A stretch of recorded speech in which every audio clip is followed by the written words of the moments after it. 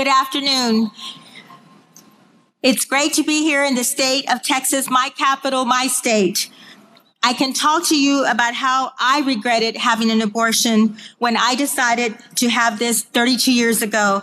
And I was a senior in college, thinking there was no other way that I could have a child and complete my studies. This is back in the 80s, and so many things have happened for women. We've come a long way. We've come a long way to support women who want to have a career, who need to work, and to have a family. But back then, we weren't supported in that manner. So it made it difficult for me. And I am totally accountable and responsible for the decision that I made.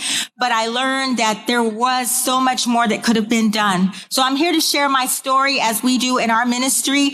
Abortion Hurts, God Heals, because we know that this decision that we make not only hurts us, but it hurts everyone involved. It's a domino effect. It hurts our family. It hurts our children that we go on to have in our life. It hurts all the people that are involved in our life. I just want to say that we talked this year with the National March for Life that equality begins in the womb, and it really does. That child that we decided to abort has equality, has equal rights. They deserve to live, and I truly believe that.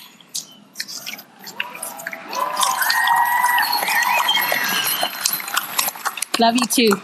The science and the technology that we are inundated with today, the research, the technology, and I'm a baby boomer and we need that. We need to learn what's out there. We have so many ways. Science itself tells us that the child is a human being, that this is not a blob of tissue.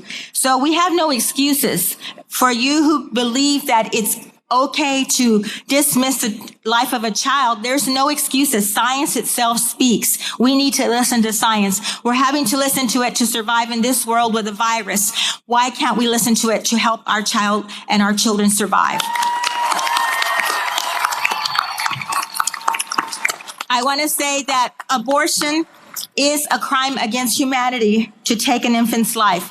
Mother Teresa said, abortion has become the greatest destroyer of peace because it destroys two lives, the life of the child and the conscience of the mother. And of course, as I mentioned, everyone else involved.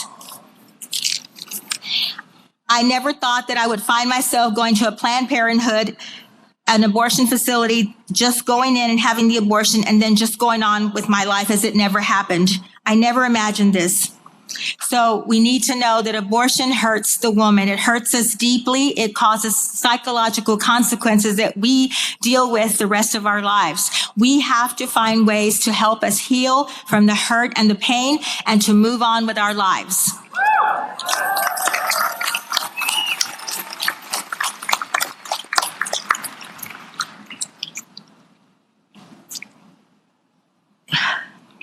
I just want to say that the abortion industry, as much as they say that they can help you, I have learned that it's a money-making industry. It really is there to make money. When has anyone been given the advice that they need to make the right choice, to make the decision, to be seen, the movement of their child in the womb through an ultrasound? None of that happened to me. There was an ultrasound. I never saw it.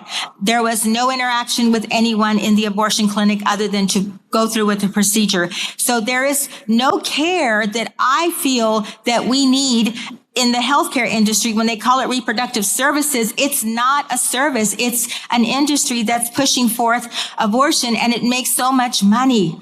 Did you know that the pills that they make were made so that they could allow people to get pregnant again? They give you your thing of pills so you can take it, but then you get pregnant again, you go right back in. So many women have had multiple abortions.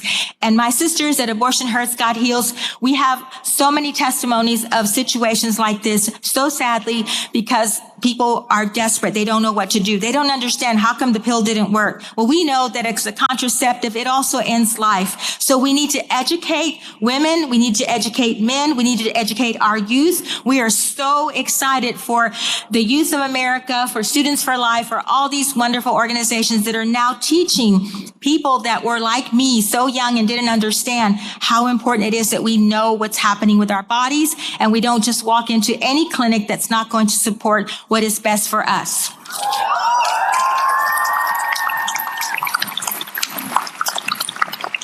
When we are able to break free from the chains of what we are told, do it and forget it, we can move forward through those who help us heal and help us know that there is so much hope for us.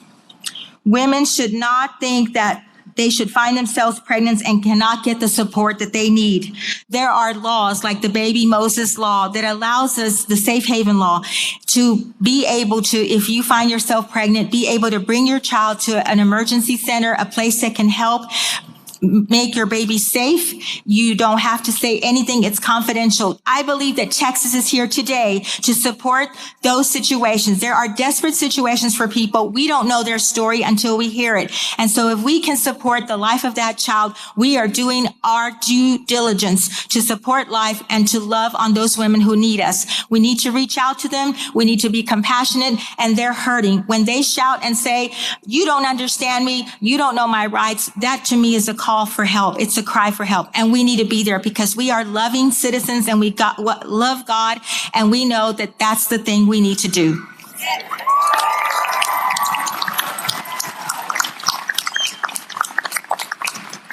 Our scripture that describes our ministry is from John 8:32.